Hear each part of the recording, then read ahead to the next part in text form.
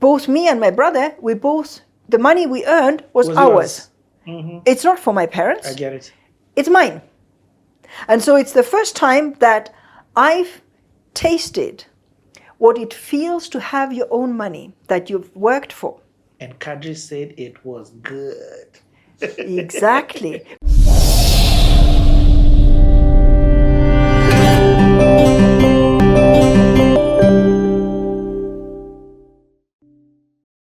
In Estonia, when I was growing up, it was very, very normal for children to do some work during summer holidays. So summer holidays, at that time, your school closes end of May and you begin again school in September. So you have 3 months clear for your summer holidays.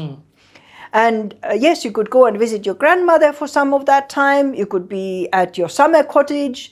But at the very same time, it is important to learn how to work. And so, as I was growing up, the first work, the first money, my money that I earned was, I think I was maybe 11, and we went to pick strawberries. So you'd have huge strawberry farms that need somebody to pick the strawberries, and you get paid based on the number of kilos of strawberries you've picked and handed over. Of course, you're free to eat as much as you want to eat, but you don't get paid for those. You get paid for the kilos of strawberries you've handed over. And was it was it your own initiative to ask? So what's the balance with that and child labor? Okay, so this is exactly where, this is where the conversation... Oh, this is where the Russians came in. Well, no, not necessarily, because you see, I know you are, but you see, this is where I think the fear of child labor vis-a-vis the need to learn to work is the balance that needs to be drawn. Of course, child labor means that the child is not allowed to go to school, the child is mistreated, the child is working extra long hours, the child does not have their ability to be a child. The ability to learn how to work means that, it was my parents who said, you know what, we need some strawberries anyway, in addition to what we've grown here. There is this farm, whatever it was, we'll go there. Okay, because at that time my sister was young, so that's why I know. My mother didn't come, my sister didn't come, but it was me, my father and my brother, the three of us who went. And so basically you get paid for what you hand over, but also then my parents were able to buy strawberries also at favorable rates. Yes, wholesale price. Wholesale price. Yes. And so, but you cannot buy at wholesale price if you have not picked the strawberries. Aha, I get it. And so, and both me and my brother, the money we earned was ours. It's not for my parents. I get it. It's mine. And so it's the first time that I've tasted what it feels to have your own money that you've worked for. And Kadri said it was good. Exactly. Because the money that you yourself have worked for has a completely different taste than the pocket money you've been given. I agree. And forever you will keep wanting that which you worked for. And so in essence, it grew in me the eagerness to work and earn my money. Wow. And so thereafter, so the first one, I know I was picking strawberries. The next year, I think I was painting fences. The next year, I was at archaeological excavations. Actually, I think there were 2 or 3 years I was doing archaeological excavations. The time I was 15, I got a piece of land from the kolkhoz, which was the farm collective of the Soviet time, because they had some cows that needed to be fed in winter, meaning that in summer the feed needed to be grown. And that particular feed that was grown in that field was sugar peat. Oh, sugar. It grew to this size. They were sort of like huge, let's call them like cassava-like, but they were more like roundish, sugary peat. And so I got the land from the kolkhoz. I can't remember how many hectares it was, because I was 15 years old. I wasn't calculating the land in hectares, but I knew that if I look after that land with what was already planted there, I needed to weed, I needed to put some fertilizer, and end of summer, I needed to hire a tractor, pick the harvest, deliver it to the kolkhoz, and I'll get paid by the kilo. Wow. And that time I was 15. And why I know I was 15, because in Soviet Estonia, you get your passport when you're 16. I didn't have that yet. So I couldn't identify myself officially that I'm the one who needs to be paid. So there's another lady in the kolkhoz accounts department whose documents were entered for me to be able to get my money. Did you get your money? I got my money. Oh, okay. No, nobody was stealing. No, not like that. Not Okay. like that. No. Corruption hadn't matured. Yeah. But yeah, so Okay, but first and foremost, you're 15 and you're ready because of the practice of now constantly putting yourself in the summer into these working places and earning my money. and earning your money. You are maturing as a workforce person. What I mean by that, you're beginning to move from the worker to now the entrepreneur. Yes. Where now you're even calculating like, okay, even to the employer, you're like, listen, I need to get a tractor. You're the entrepreneur now. You're seeing it from, your perspective is shifting and changing. And your entrepreneurial muscles are actually growing because of the consistency with which you're constantly working. And so you're very right. And so in many ways you would say that, this was against the Soviet mentality, because you were not supposed to be entrepreneurial. You were supposed to work for the state. And so, but what you've pointed to is one of the things that we did while in high school. And so while in high school... So let me ask, before you even get to high school, were your other friends also doing this? Are you an anomaly? That's what I'm trying to find out. So I don't think there were many of my friends who okay, so I think part of it was not many of them knew how to drive a tractor at 15, because I took the tractor without the tractor driver. I'm the one driving it. I'm the one driving, I'm the one harvesting, I'm the one fixing it, because at some point it's the trailer behind it, the connection was loosening and all that. So I'm the one doing all that. But where is this coming from? That's what that's the thing that haven't snapped me yet. So let me just sort of just track you a little bit back. No, the mentality, because is it your dad who's in? So this is where I want to track you a little bit back. So number one, the ability to think on my feet and the ability to say that, if something needs to be fixed, it can be fixed. Is indeed from my father. Okay. And so, yes, my father was the one who basically modeled for me the fact that if we invent things, that's us. We fix things. Or, so I was guinea pig for many of my father's inventions. Well, me and my brother, because every now and then when he needed to test if something is working, we were the ones onto whom all kinds of things were placed. You're the guinea pig, I get it. And so I saw the invention process.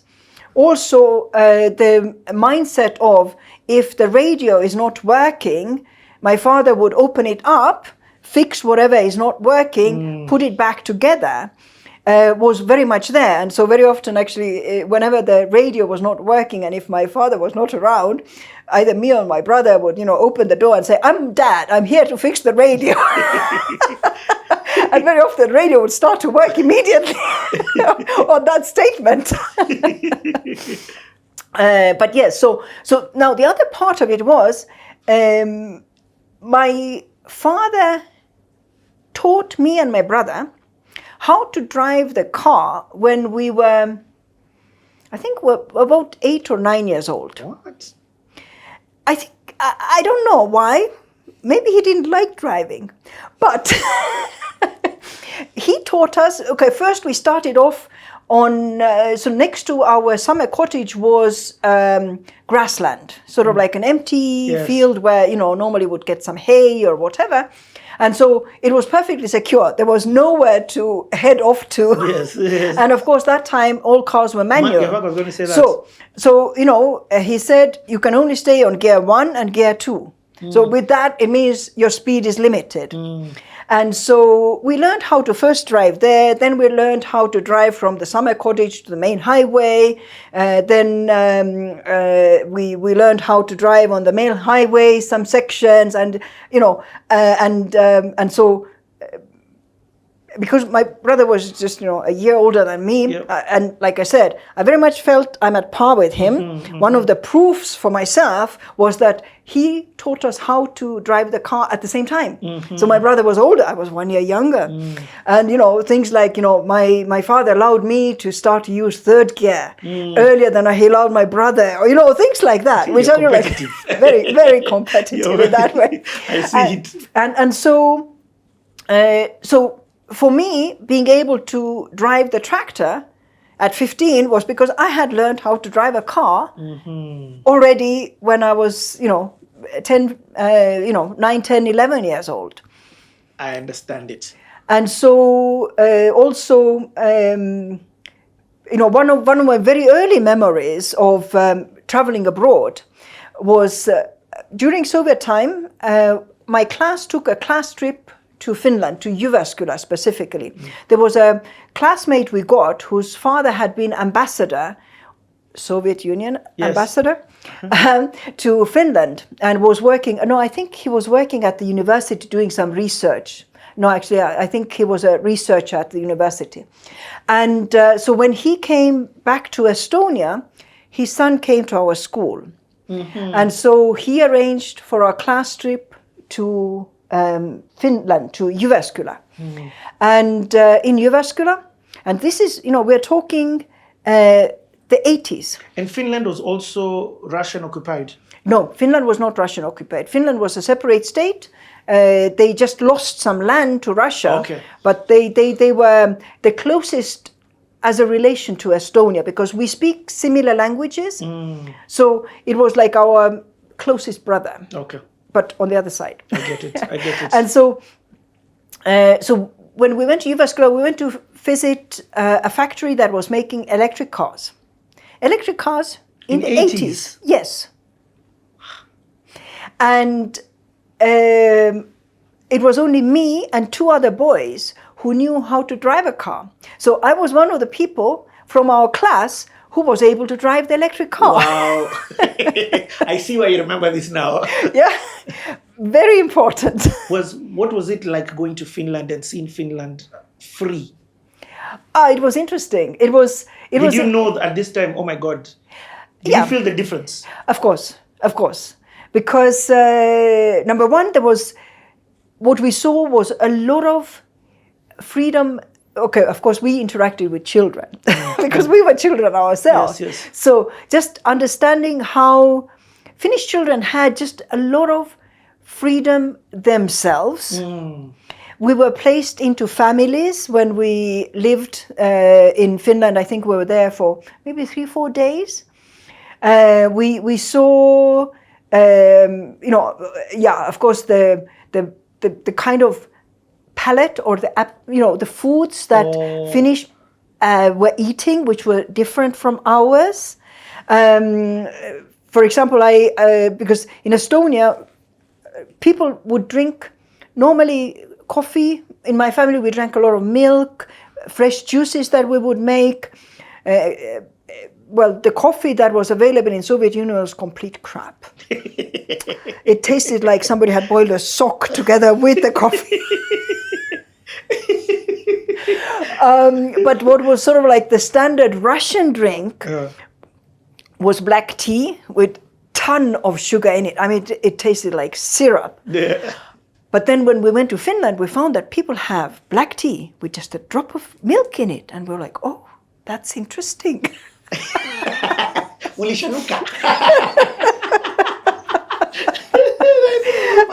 And and you know, just the general outlook of it. Yeah. Okay. So it did do something to your mind in terms of the freedom. And remember, because what you're saying, you in your story you said that you want to go out. Yes. So this was your first step. That was the first step out. Yes. Okay, come back. I've understood this entrepreneurship. We're back now So we are back, and so now I was saying that during high school, so where our school was, you know, it was quite central in the town itself, and the school provided a warm meal every day after, I think it was class 4 or class 5 that you had a meal. But as teenagers, we of course disliked the food that was provided at the school. And from our school, and here I'm saying running distance because you had to run it, from our school, like a 4-minute running distance was a coffee shop. And those of us who had pocket money and were old enough would, at some point during because remember we had 10 or 15-minute breaks between every lesson. Now, some of us ran to that coffee shop to buy some pastries. But if you imagine that it's a coffee shop with one lady behind the counter, and there is suddenly a queue of 50 children who've ran there, and they all need to make it back in time when it's a 4-minute running distance to and back. So some of us decided, you know what? I mean, why are we all running here? We who have some pocket money, we go there, we buy the crates, we bring it to the school, we sell, we make some extra money. Oh, that's sharp. And not only that we sell, we also then said, well, we need to package. So we created packaging. We even branded our packaging to sell these pastries right in the school. So is it you and your friend who did this? So I think we were like 3 or 4 of us, but yes, I'm the one who created the packaging and branded the packaging specifically. Nice. But yeah, so it went on for weeks and weeks and weeks until some of the teachers started to say that this is really not appropriate. But I mean, there's somebody making some bank here. But it worked and it was fun. Okay. Is there anything else within this high school? Actually, no, let me ask. In high school, did you know what you wanted to be? Is that a thing? Oh, yeah. So, yes. So because I was really close with my father, all the way from the time I was little, actually, the time when my brother was now going to school and I still wasn't, I used to hang out at my father's office. Now, my father's office was the hospital because he's inventing machinery for measuring human muscle behavior. He was working at the sports medicine laboratory. And so I'm hanging out at my father's office, which is the hospital. And in order to fit nicely in, a little 5-year-old me, 6-year-old me, my grandmother made for me a white coat so that I could nicely move around the hospital and, you know, be part of it. Assimilation. Yeah.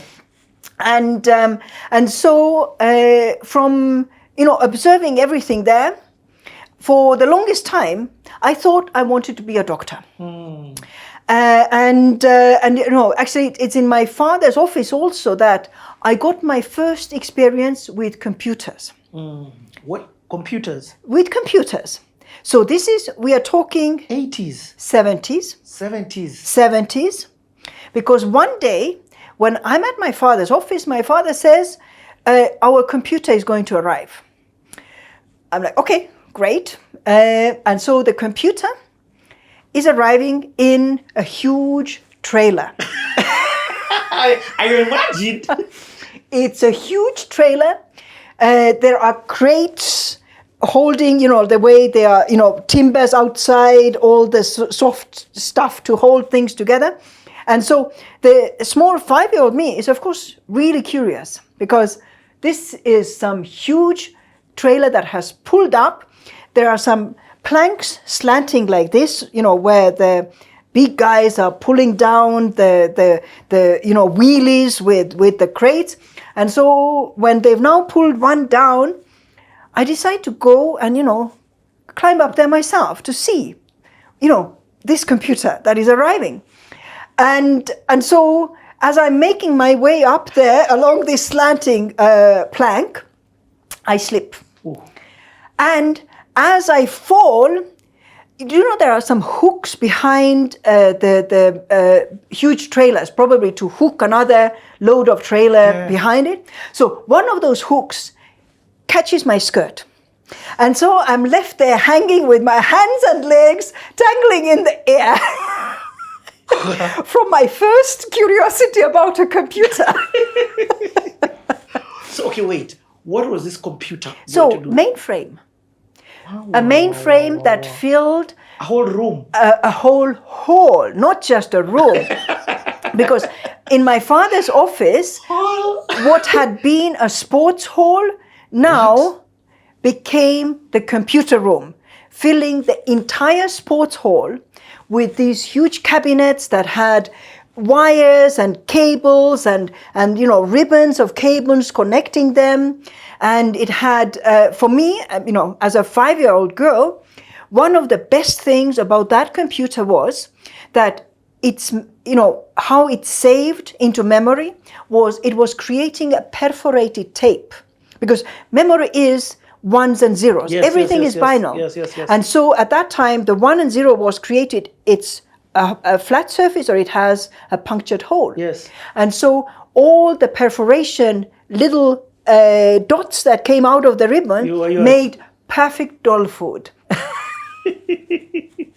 Wow. And so I would climb into the cabinets with all these ribbons to remove the containers that carried my doll food.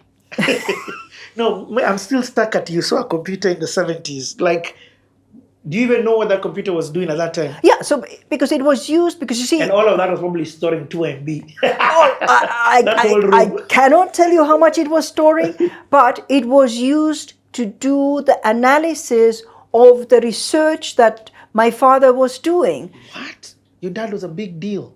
Yeah. Okay, let's take a break. We're coming back to this. We need to change some cards. Coming back in a second.